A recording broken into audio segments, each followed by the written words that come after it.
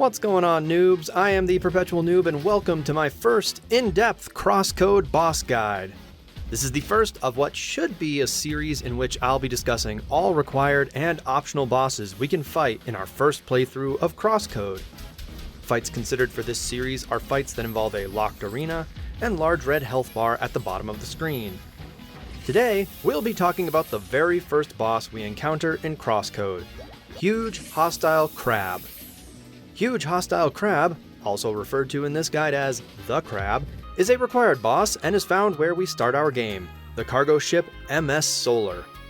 After some tutorial exercises in the cargo hold of the ship and a combat tutorial with Captain Jet, we're interrupted. When we return to Jet on the bridge of the ship, this strange blue character arrives, abducts us, and drops us off on top of the shipping crates to test us further by fighting this huge crab. Huge Hostile Crab will slam their right claw onto the ground, causing a fiery shockwave to chase us. The crab sends one shockwave in Phase 1, 2 in Phase 2, and 3 in Phase 3. The first shockwave happens sooner with each new phase. The time between claw slams and the lifespan of the shockwaves are consistent across all phases, with successive slams happening a little over 1 second apart and shockwaves lasting a little over 1.5 seconds. Due to how long a shockwave exists, the crab may begin a different attack before this attack is over. Huge Hostile Crab telegraphs this attack when their eyes show a red line and they lift their right claw up. Their raised claw flickers orange rapidly before they slam it down. The shockwave begins about 1/3 of a second after. Let's call this attack Shockwave. Huge Hostile Crab will jump once to crush us. This attack tracks us. The range of this jump is fairly short, covering about 5% of the arena. They are in the air for about 1.25 seconds. The timing of this attack is consistent throughout all phases. Huge Hostile Crab telegraphs this attack when their eyes show a red line. They lower their body and bring their legs in close. Getting into this position takes about half a second. They hold this position for a few moments before jumping into the air. Let's call this attack Jump. Huge Hostile Crab will spew bubbles from their mouth. These bubbles spread out, reaching across about 75% of the arena, and they track us. Somewhat. The tracking capability of the bubbles improves with each new phase. The number of bubbles increases by 50% in Phase 3. The bubbles can persist long enough that the crab will begin another attack before they've all popped. Huge Hostile Crab telegraphs this attack when their eyes show a red line. They typically back away from us before the red eyes. Then they lower their body moments before the bubbles start coming. Let's call this attack Bubbles. Huge Hostile Crab will jump 3 times in quick succession, tracking us with each jump and always ending with their weak spot being exposed. The total range of this attack can cover nearly the entire arena. The crab's time in the air, damage, and time between subsequent jumps are consistent throughout the fight. However, they will make the first jump sooner with each new phase. Huge Hostile Crab telegraphs this attack just like a jump attack. However, they hold their lowered position for about 1 second in Phase 1, half a second in Phase 2, and a little over 1/4 second in Phase 3. Then they make the first jump. Let's call this attack Triple Jump. Huge Hostile Crab's weak spot will explode with energy in all directions. This attack occurs after a triple jump or phase break. The damage and timing of this attack is consistent throughout the fight. Huge Hostile Crab telegraphs this attack when blue particles begin forming around their top. These particles grow and swirl around the crystal for about 1.5 seconds before the explosion occurs. Let's call this attack Explosion. Huge Hostile Crab is the first boss we fight in CrossCode.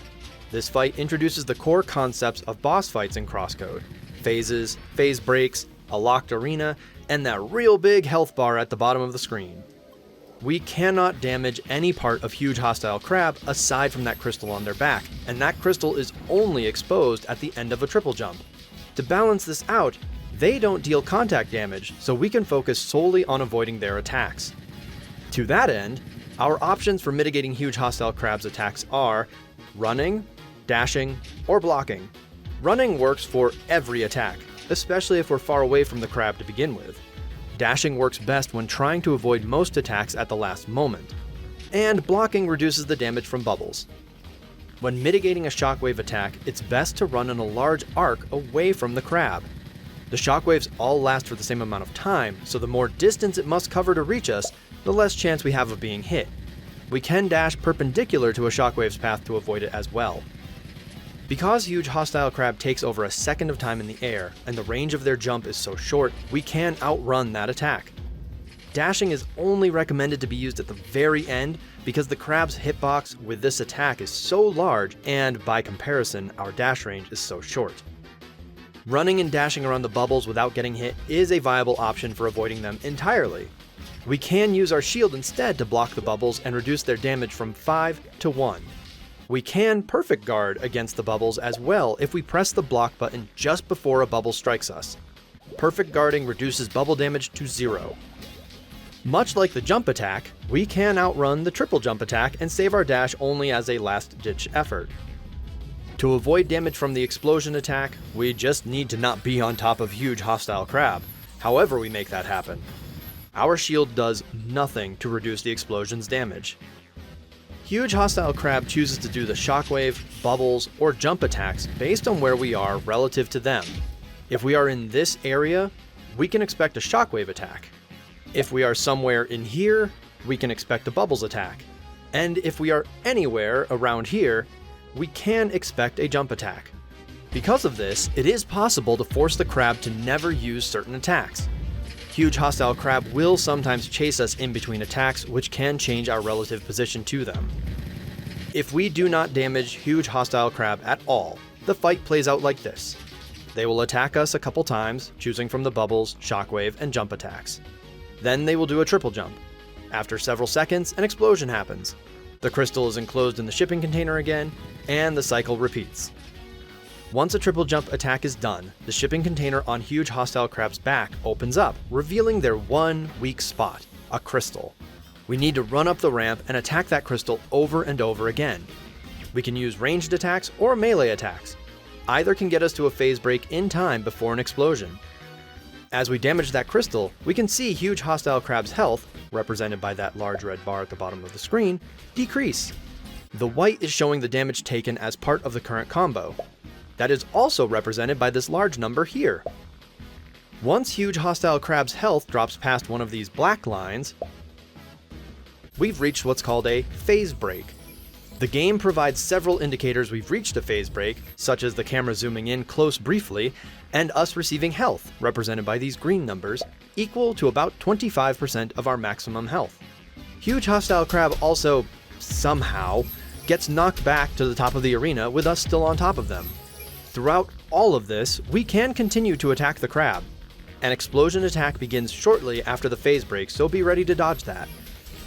After the phase break, huge hostile crab will raise their claws and fume briefly before returning to their typical attack pattern. They also begin flashing red. The frequency and intensity of this increases further in phase 3. Here's a really cool thing about CrossCode. If we are finding ourselves struggling, there are accessibility options. All the way to the right in the options menu, we can find 3 sliders, 2 for combat and 1 for puzzles. The combat ones adjust the damage we take from enemies and how often enemies will attack. The sliders have discrete values, but they still provide a lot of flexibility to ensure we can have a challenge that fits us. I love that CrossCode has these options. Adjusting these sliders does not stop us from acquiring trophies and achievements. For clarity, all timing and attack damage values discussed in this guide are with the sliders set at their default, which is 100%. Once we land the final strike against huge hostile crab's crystal, we leap off them and watch the explosion. Leah's still learning how to be cool. And then we gain our first level before we can continue with the story. That blue guy still isn't done with us, and it takes the MS Solar's Captain Jet interfering with a rocket launcher to get us away. Then it's up to us, with the help of Carla, to get to the teleporter. Once we reach the cargo hold, Blue Guy returns with robots that we are not capable of fighting, yet. So not only do we need to backtrack through the cargo hold, we have to do so while avoiding these one-hit kill robots. Despite being very high-level enemies, they are slow to attack, so as long as we keep moving, we can avoid them. With Carla's help, we slightly adjust our route through the cargo hold, but it's due to her that we reach the teleporter at all, and are transported to CrossWorlds to begin our adventure! And don't worry about the crew of the MS Solar, they've got the blue guy and those robots handled. That's it for our boss discussion about Huge Hostile Crab. Thank you for joining me today, noobs! Please let me know what you think of this guide in the comments below. I am the Perpetual Noob, and I'll see you all next time.